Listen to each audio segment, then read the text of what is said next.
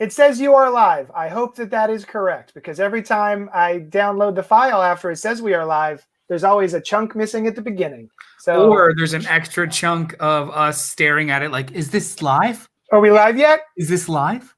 Are we live? Is this working? Are you in there, audience? Never. What's up to our sidekicks and henchmen out there in the Geek Nation? This is a Thunder Round video. Noel, tell the people what a Thunder Round is and why we do it.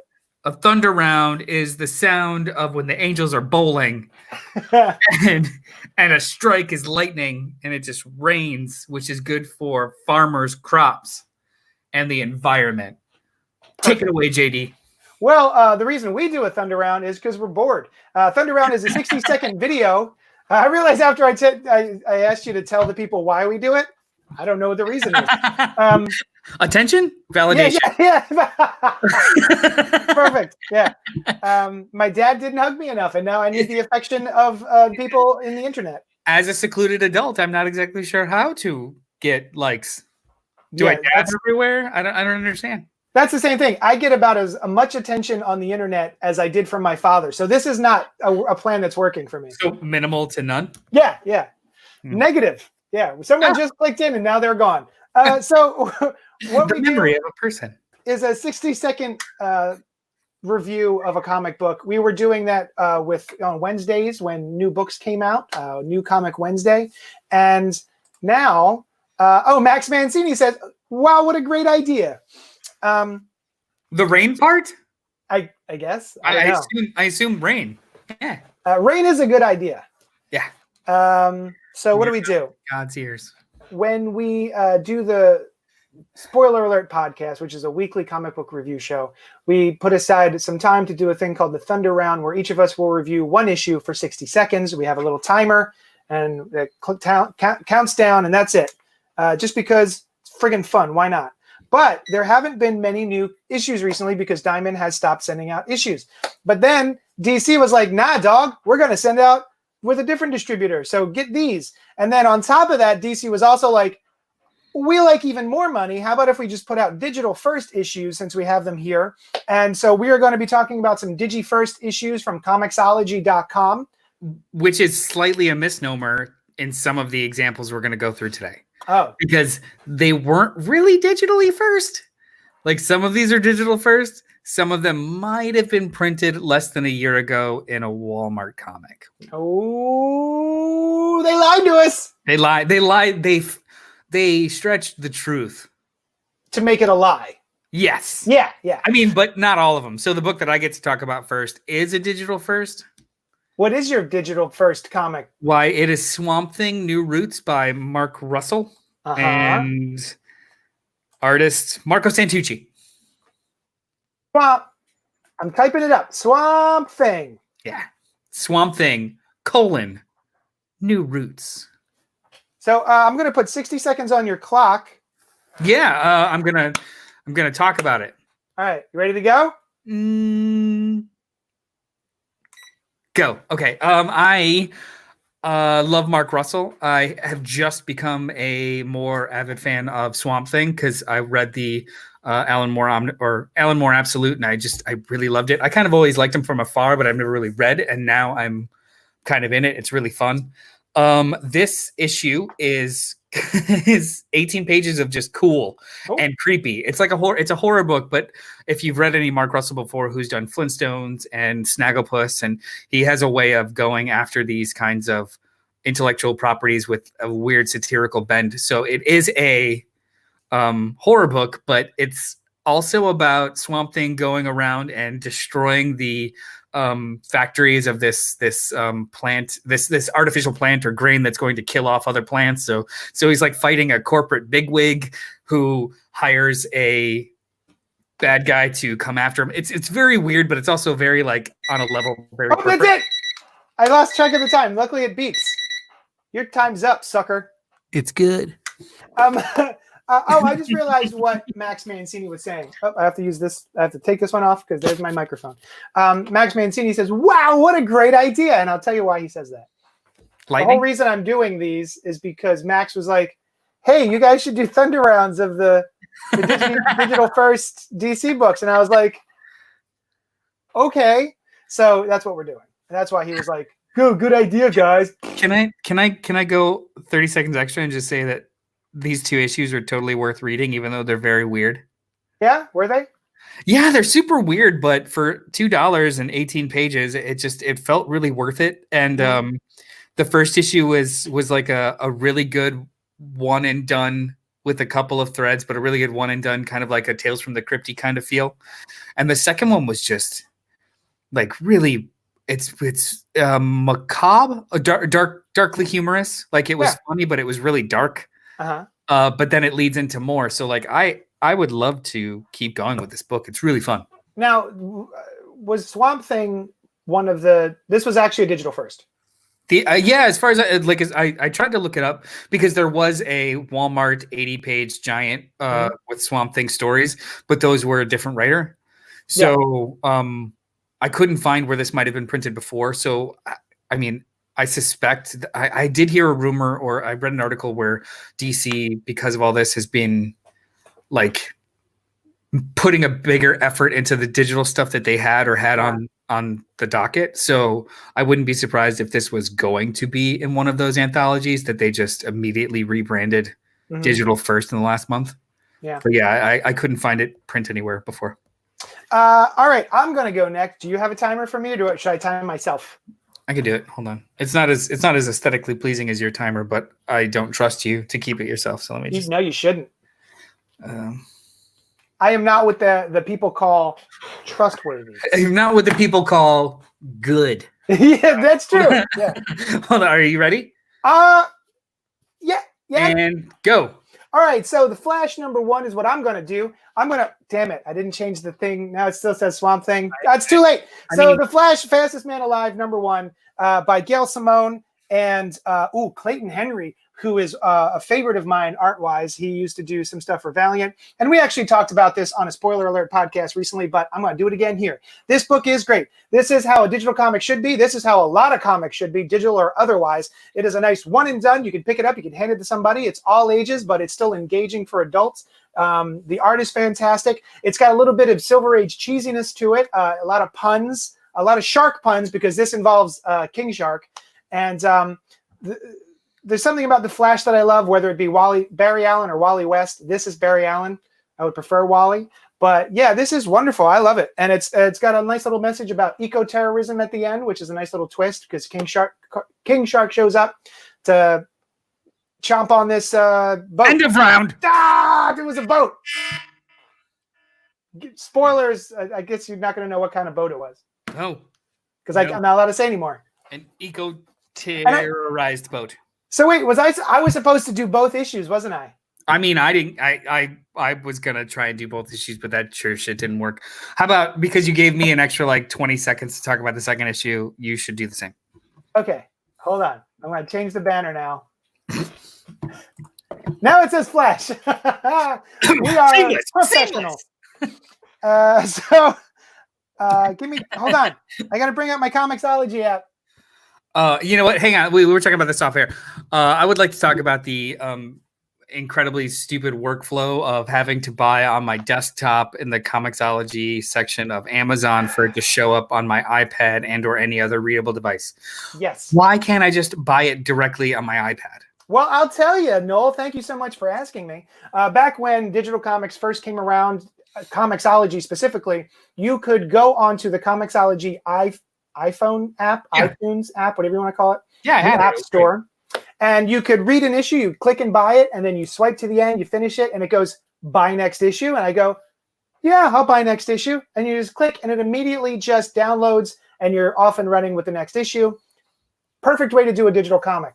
And then I think, what was it? Comixology was like, don't like that. Because in order for that to happen through the paywall of iTunes was taking a cut of the money, so just to have it on there. So I think what happened was Comixology said, let's take it off of there, and then we won't have to pay that iTunes money. People can buy it from our website and then go to the app and read it on the app. So it's the paywall itself is on Amazon, so you can't.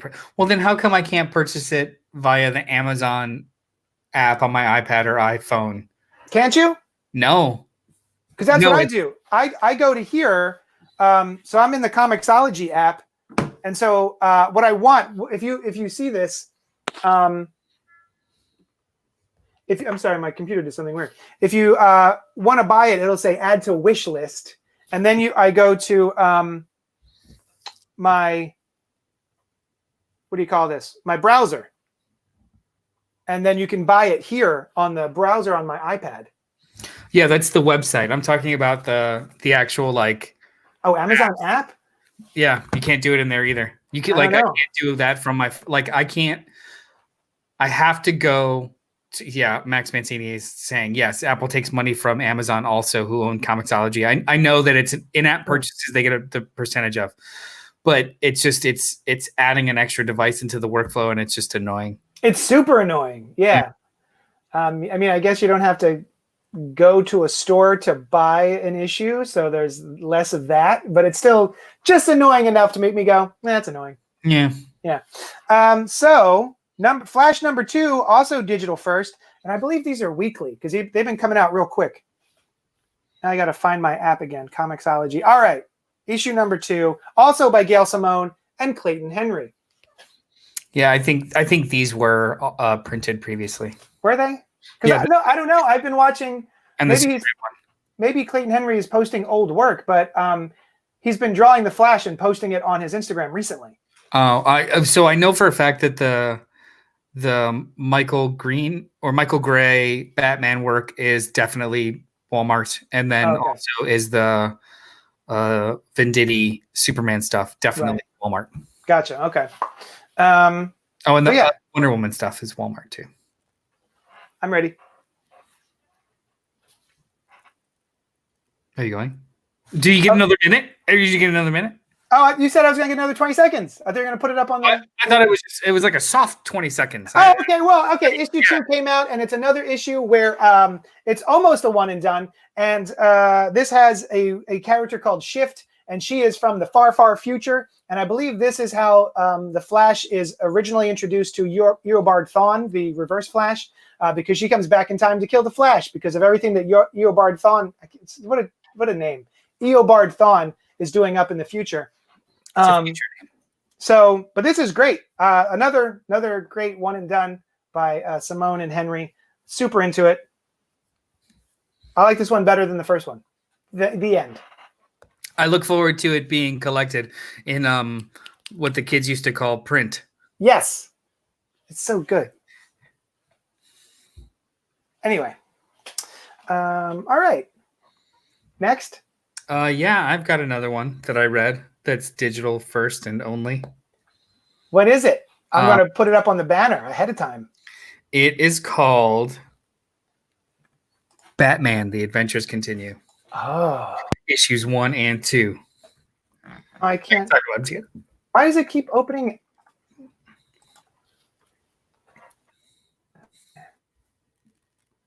Adventures Continue. Bam. Yes. This is the highly touted return of Paul Dini and Alan Burnett to the Batman Adventures cartoon universe. It's a continuation of the cartoon. I was very much looking forward to this just because you know what? Actually, preamble. I wasn't. Isn't that what we're, okay, this is the preamble, isn't it? It's totally the preamble. But I wanted I'm not counting down yet. I wanted to call it out halfway through it because that's what I do. I'm efficient. I was looking forward to this, but cautiously looking forward to it because I haven't revisited those episodes in a long time, and animation itself has changed a lot. Not even the quality. The quality is gorgeous.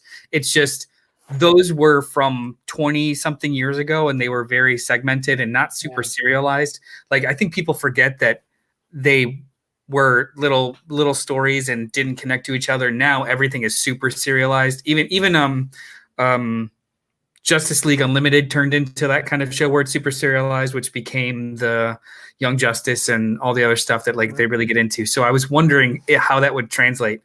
The audience now expects something different than these single little one and done stories. Yeah. So I was wondering how they were going to do it. And honestly too, I was kind of looking forward to it. Like, my favorite episodes of the original animated series was the 2-parters in the movies, because they were longer stories with a little bit more gravitas as opposed to just a kind of a freak of the week kind of thing. So do it. Written by Paul Dini and Alan Burnett with art by Ty Templeton. These are beautiful books. They're fun, which is the main gist of it. They're fun. These first 2 issues was kind of like a 1 episode of the series. I do not love the format because it's very all ages and it's not full page or full screen on my iReader or e-reader. It is just kind of a half a page per, which makes the 22 pages really only about 10 pages worth of story. And for $2, that feels a little bit like a jip. And like every single page is like this, how JD is showing, where it's all landscape. So it feels like a flip book, which again is great for younger readers. It's just, it wasn't something that I was looking for. The story itself was compelling enough. It was a fun mishmash of villains to heroes. So this was like Batman kind of dealing with Lex Luthor, which is always kind of fun when they do in comic books. They kind of swap off villains. But I don't. Done. That's it. Shut up. No more words. Okay, go ahead. I don't know if I'm going to continue this. You don't know if the Batman adventures continue? I'm sure they will continue. It's just not going to be with me as a digital reader. Man, I was excited for this. But then before it even dropped, I was like, why am I excited about this? Because I remember not reading the Batman Adventures comic books when they originally came out. But I will say that these are probably great for an all ages Batman book, right? If you want to give it to someone a little younger, I think these are perfect. Yeah, absolutely. Also, too, the idea that what those shows were missing, at least for modern audiences that are very nostalgic and in love with them, what they were missing was any kind of sense of continuity. It was really soft continuity, and what I mean by continuity too is not like everything matters just so much as a progressed narrative over the course of time that didn't show up until much later series. So them going back and saying we're going to continue the cartoon, to me, that implies like, oh, we're going to start actually building on the show narratively, right? So bringing in other comic book tropes that have happened. So like this series kind of teases Jason Todd a little bit. Red Hoodish Jason Todd. Oh. Which is a wild idea, bringing that into like the context of this cartoon. So I was hoping for almost a adult? Yeah. An adult approach to the nostalgic, which is my expectation is wrong, or maybe it will turn into that other than what I got. Yeah. I haven't had a chance to read it, but I bought it to read it, and just flipping through it, I was like, I don't know. I don't know if this is for me. It does feel very slight, even just the panel layouts and the artwork and what you get per page. Yeah. It feels like what digital comics used to be. Yeah. Classic. Like Penny Arcade, kind of just one layer, one level. Yeah. As opposed to things like Superman digital first #1. Like that's a comic book page. Yeah. Paul Pelletier. No idea how to say that guy's name. Pelletier? I think it's Pelletier. Pelletier. Let's do it. We'll call it that. He's French. What is this? Power Play. Superman #1. Power Play. Oh, I'm sorry. Superman Man of Tomorrow. Power Play. Bam. Bam, bam, bam. Bam, bam, bam. Oh, 60 seconds. I should get you a clock. It's like we've ever done this before. And hold on. Superman Man of Tomorrow. My finger hovers over the button. All right, here we go. Let me know. And go. Yes. All right. So I don't care about Superman for the most part, but this was great. This is another one that I really liked. Another kind of one and done where he goes up against the Parasite, who, depending on who draws him, is just the grossest character. There's something about his giant gums with his tiny little sharp teeth. Look how much gums he's got. Oh, anyway, it's great. Paul Pelletier, thank you. And what was it, Robert Venditti? Yep. This is just another one where the Parasite is trying to get all the juice he can get. He knocks out all of the energy in Metropolis. So then Superman, as he would, who tries to protect people, flies him to the moon to get him away from civilians. And yeah, the art's great. The story's fun. This is not in continuity because Superman still has a secret identity that he's trying to protect. But Lois does know that he is Clark Kent. And around. It was good. Yeah. I like how Pelletier kind of made him almost like a giant tardigrade. Yeah. Oh, for sure. Yeah, with like the mouth thing. It's actually really creepy. I like even when he's so gross. When he starts to lose his energy. I didn't. So I overall liked this. Uh-huh. But there were some comic book tropes that I didn't love. Oh, give it to me. What do we got? This is all based off of memory. I read this the other night. So, but there were some chunks of dialogue that were just like, all right, I get it. Like it was, it read as though he was going for a specific feel, and that specific feel was maybe late 80s, early 90s of over expository dialogue, which is totally fine. And it's very comic booky, but sometimes it's done nostalgically and sometimes it's done eye rollingly. And this just like thread that needle in a couple of slots. Yeah, well, I was thinking about Flash #1 when I was reading Superman #1 because Flash #1 had a lot of shark puns, a lot of fish puns, a lot of water puns. And then in this, same thing where it's like, hey, Parasite, lights out! And he punches him because he got rid of all the lights. Get it? Let me find a specific example because it was more along the lines of kind of like maybe it was even Superman's dialogue was just like, okay, but not the lights out. That's a pun. That's fine. But it was the first third of it had a feel of, honestly, which is totally fine. It had a feel of, if this is your first Superman comic book, here it is. Yeah. Or like this, which is, that's fine. I mean, I've always loved the idea of comic books. They're perpetually telling the same story. And when you jump in, sometimes you're not spoon-fed everything. Yeah. Like part of the joy for me is actually like sometimes entering something mid-context and, catching up and or just kind of understanding based off of context clues as opposed to the characters pulling each other aside, being like, well, don't you remember when 2 weeks ago we met this person who did this thing and they directly affects how we feel now? I totally remember that. Like, I feel like it's of an era when they didn't rely enough on the visual aspect of the storytelling, which is just a personal preference. But I would say that this type of thing, these are all age superhero. Yeah, exactly.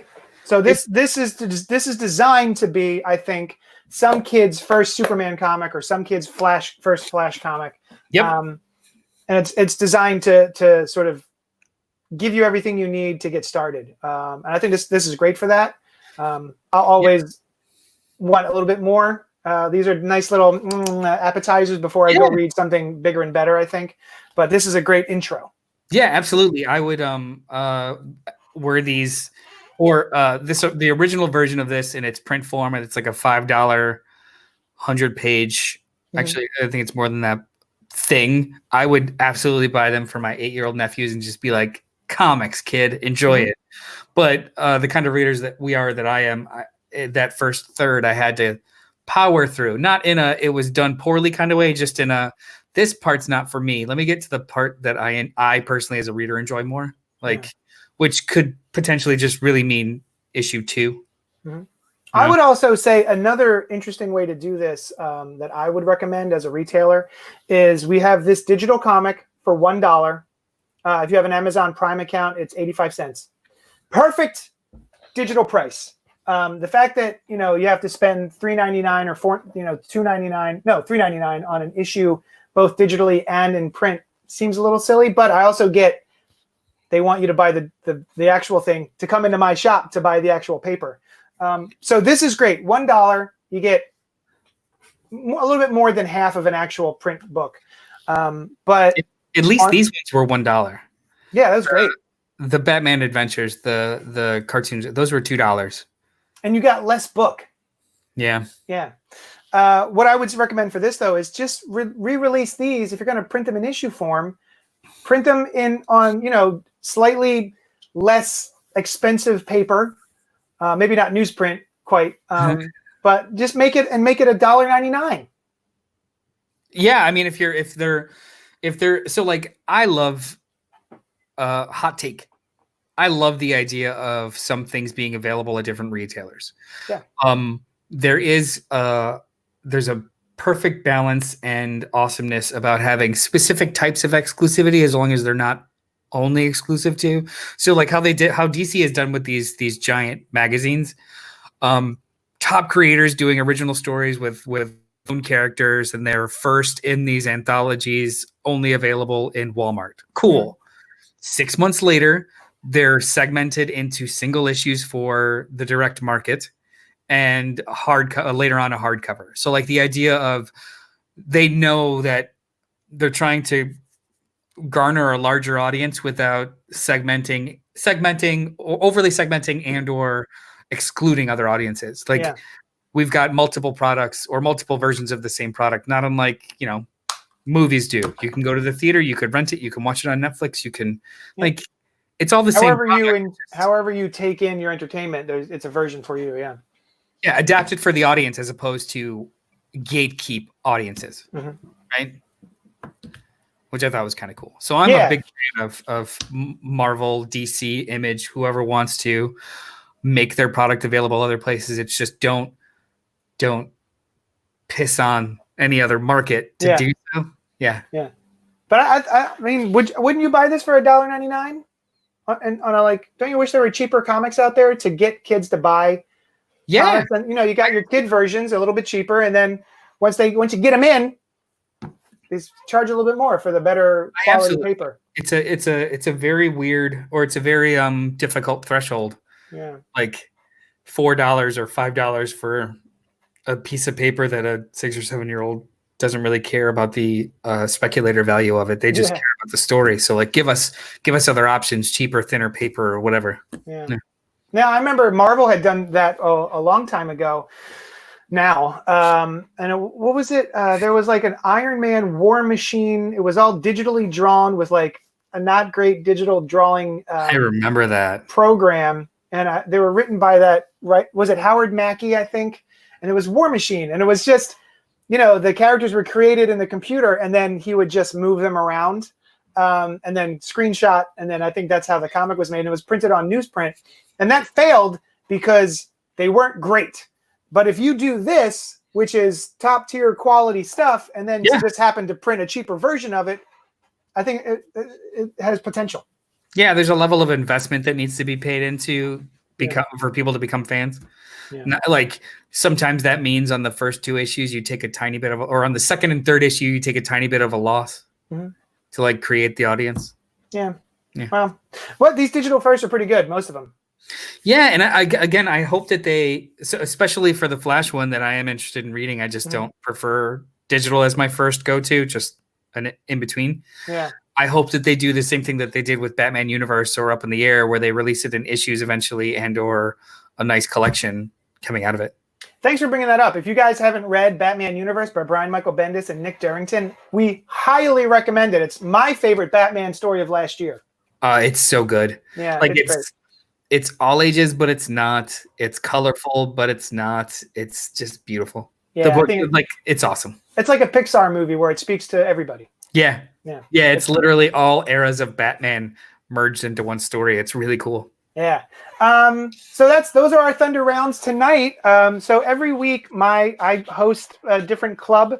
So it's either book club or movie club. They alternate Wednesdays. So tonight, Wednesday, we're going to be talking about The Lighthouse at Movie Club. It's a Zoom meeting that I host. If you go to the comic shop's Facebook page, Johnny Destructo's Hero Complex Facebook page, there's also a group specifically for it called JD's Book Club.